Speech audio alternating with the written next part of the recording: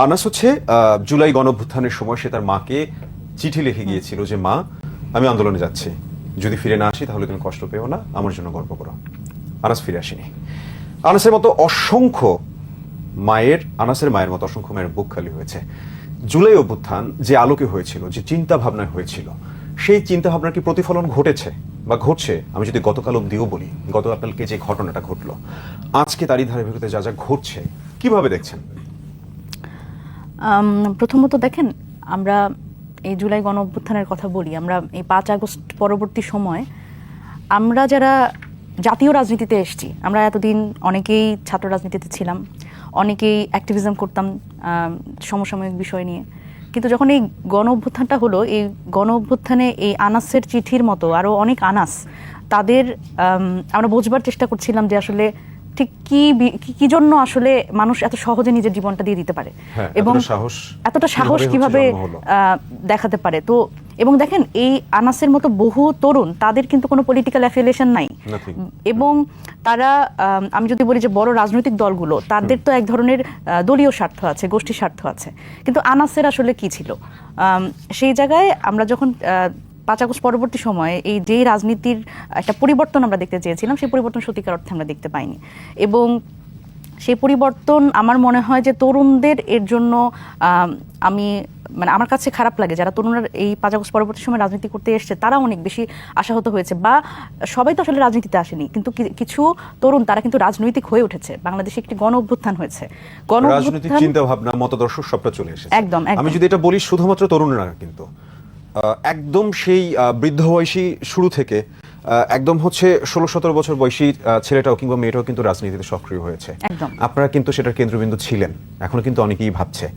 সেই জায়গা থেকে কি মনে হয় যে হচ্ছে এখন আপনাদের প্রতি মানুষজনের বা তরুণদের সেই ভরসার জায়গাটা আছে? বা আমরা আরো যদি এটার সাথে অ্যাড করতে চাই, I really wanted to talk about this.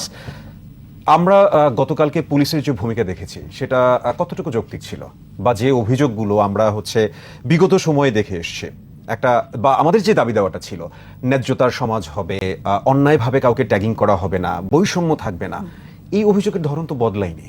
এবং কেন আপনাকে আমি প্রশ্নটা এই জন্য করছি যে মানুষজন বলেন, আমাদের মতো যারা সাধারণ মানুষজন যারা আছে, আমাদের কিন্তু বড় একটা ভরসার জায়গা ছিল তরুণদের নিয়ে, যে হ্যাঁ, আমরা যে রাজনীতির প্যাটার্নটা দেখে এসেছি, সেই প্যাটার্নটা চেঞ্জ হবে। সেটা কিন্তু আসলে চেঞ্জ হয়নি। হ্যাঁ, একদমই। দেখেন, এখানে আমরাও যারা তরুণরা রাজনীতি করতে এসেছি, এবং প্রথমে তো আসলে আমরা রাজনৈতিক দল গঠন করিনি, বা এটা আমাদের এমনও ছিল না যে খুব পরিকল্পিতভাবে আমরা রাজনৈতিক দল গঠন করব। প্রথমত আমরা এই যারা তরুণ, যারা এই চিন্তা ভাবনা, এই পরিবর্তনের চিন্তা ভাবনা নিয়ে আসলো গণ অভ্যুত্থানে, আমরা ভাবলাম যে তাহলে আমরা একটা প্রেশার গ্রুপ হিসেবে কাজ করি প্রথমে, যে যেই ধরনের এই রাজনীতি আমরা আর দেখতে চাই না, এই রাজনীতি ফিরে আসুক, এটা আমরা চাই না। গণ অভ্যুত্থানের যে মোটো, যে লক্ষ্য, যেই লক্ষ্যে আনাসের মতো 16 বছর 17 বছরের তরুণরা জীবন দিয়ে দিল, এটি যাতে আসলে নষ্ট না হয়, এটি কোনো গোষ্ঠীর স্বার্থে যাতে এটি একেবারে বিলীন না হয়ে যায়, এই কারণে আমরা যখন আসলে এই নাগরিক কমিটি এবং পরবর্তীতে জাতীয় নাগরিক পার্টি যখন গঠন করলাম, তখন আমরা খুব বিপদে পড়ে গেছি। এনসিপির যারা রাজনীতি করতে এসে, তারাই আসলে বিপদে পড়ে গেছে। কারণ আমরাই কিন্তু বারবার করে বলছি, পুরাতন রাজনীতি আমরা চাই না, আমরা নতুন রাজনৈতিক বন্দোবস্ত। কিন্তু আপনারা তো পুরাতন রাজনীতির দিকেই হাঁটলেন। এই জায়গাতে আমি আসছি। দেখেন, এই যে আমরা যখন বলছি যে আমরা পুরাতন রাজনীতি চাই না, আমরা নতুন রাজনৈতিক বন্দোবস্ত চাই, এই নতুন রাজনৈতিক বন্দোবস্ত কিন্তু 3 আগস্টে নাহিদ ইসলাম কিন্তু বলছিলেন যে ফ্যাসিবাদী ব্যবস্থার বিলোপ এবং নতুন রাজনৈতিক বন্দোবস্ত, কারণ সেই পুরনো বন্দোবস্তে আমরা আর ফিরবো না।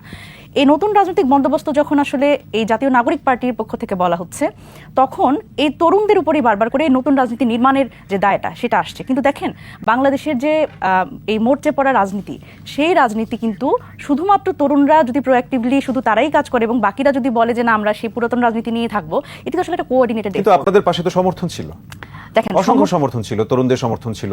আমি যদি সেই অভ্যুত্থান একদম অভ্যুত্থানের ইমিডিয়েট পরে যে বন্যাটা হলো, সেই বন্যায় তো সারা বাংলাদেশ এসেছিল টিএসসিতে। সেই জায়গা থেকে আপনার কেন এই প্রশ্নটা আসলো, আপনি যদি ফেসবুক দেখেন, ভিডিও দেখেন, সেই জায়গায় দেখবেন কিন্তু অনেকেই অভিযোগ করছে যে বন্যার টাকা কই গেল, এই একটা গেল। আপনি কি ফেসবুকের মিম দেখেন? জেএনজি শোস, I am going to ask a very normal question. Meme দেখা হয় ফেসবুকে? রিসেন্টলি একটা মিম এবং স্ট্যাটাস খুব ভাইরাল হয়েছে, রিসেন্টলি না, আরো 10-12 দিন আগে। ওই জায়গায় বলা হয়েছে যে don't take this other way, মানে জেনজিরা হচ্ছে এটা নিয়ে খুব মিম করলো এবং জিনিসটা আমার কাছে খুব অফেন্সিভ এবং খারাপও লেগেছে যে এনসিপির নেতারা হচ্ছে সেভেন সিস্টার্স আলাদার কথা বলে দিল, এই জায়গায় নিজেদের সিস্টাররাই নাই হয়ে গেল, তাসনিম যারা হচ্ছে নাই হয়ে গেল, তাজনুবা জাবিন নাই হয়ে গেল, আপনি সরে দাঁড়ালেন। আচ্ছা, প্রথমত আমি বন্যার টাকার কথায় আসি। দেখেন, এই বন্যার টাকার কথা যখন আমি বলবো তখন আমি ওই প্রসঙ্গটা আবার আনছি। সেটা হচ্ছে যে আপনি যে বললেন যে আমরা একটা ব্যাপক জনসমর্থনের মধ্যে দিয়ে কিভাবে করে আমরা আবার একলা হয়ে যাচ্ছি। জনসমর্থন মানে সাধারণ মানুষের যে জনসমর্থন আপনি যেটা বলছেন সেটি কিন্তু দেখা যায় না, সেটি মৌন সমর্থন থাকে। মানুষ আমাদের ফলো করে, মানুষ আমাদের প্রেজ করে ঘরে বসে টেলিভিশনে দেখে।